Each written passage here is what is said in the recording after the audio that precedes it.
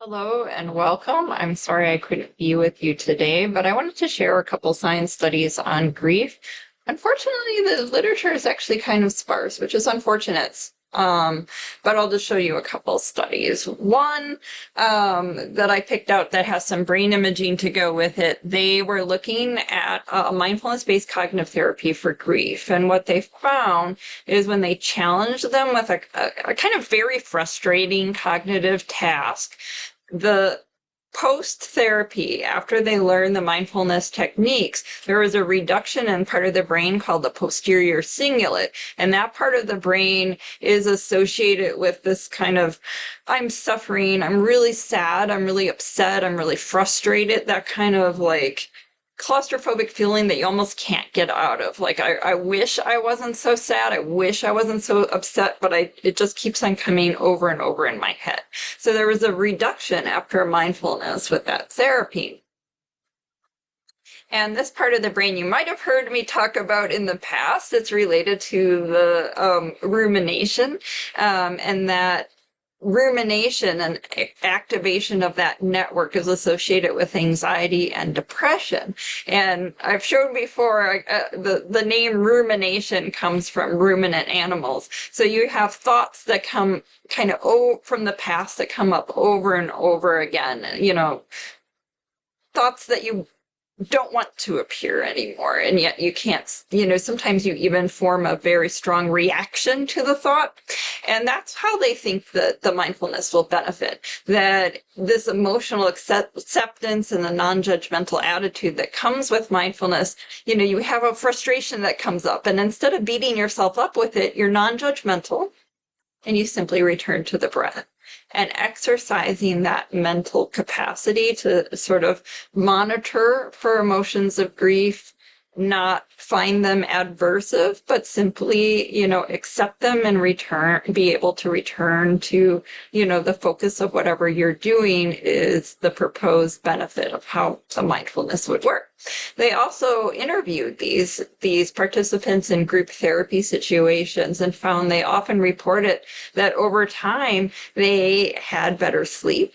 And what I love is this more vitality in daily life. And to me, that speaks to, a lot of people will say, well, your loved one would want you to really enjoy your life and go on with your life. And sometimes I know I've experienced deep grief before. I have a picture of my mom here, that was a huge loss for me about 10 years ago.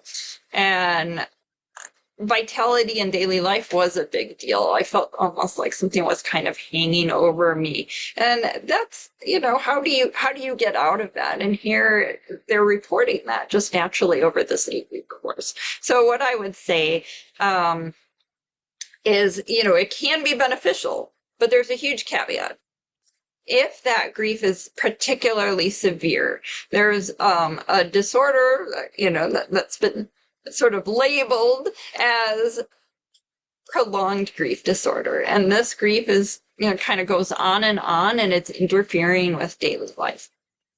In this particular case, and this is in a very high-tier journal called JAMA Psychiatry. So this is a top-notch study. There are 100 subjects, 50 in each group randomized, a really excellent study. They did find that grief-based cognitive therapy was superior to the mindfulness-based cognitive therapy for depression and for cognitive issues. Like often, I recall this as well, you almost can't think straight, right? And you start to there's so much mental effort being, kind of drained from the sadness, from this grief, that you have trouble concentrating. So that improved, depression improved more so with the grief-based. So what I would say, the science, and there's multiple studies that are kind of, in both cases, mindfulness can benefit, but, grief-based therapy might be the thing that you should probably start with. So mindfulness can help with grief, and in particular that non-judgmental and not being reactive, and beating yourself up about your own sadness or own, anger or whatever is coming out as part of the grief. And the caveat is that if it is severe, seeking therapy is probably the right thing to do first. Adding mindfulness, of course, is a wonderful component, but maybe you want to start with the therapy. So thank you very much. I appreciate your time, and have a good class, and I hope you experience healing.